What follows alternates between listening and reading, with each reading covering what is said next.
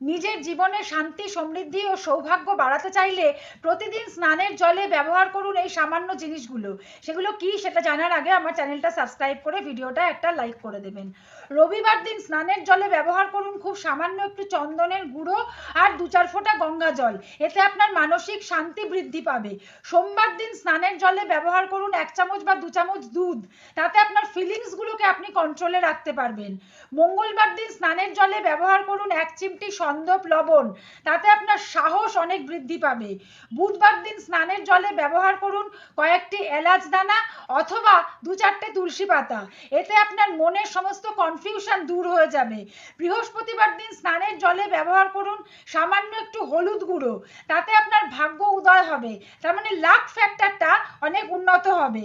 শুক্রবার দিন স্নানের জলে ব্যবহার করুন একটু গোলাপ জল। তাহলে আপনার সমস্ত সম্পর্কগুলো, স্পেশালি দাম্পত্য সম্পর্ক, অনেক বেশি সুন্দর হবে।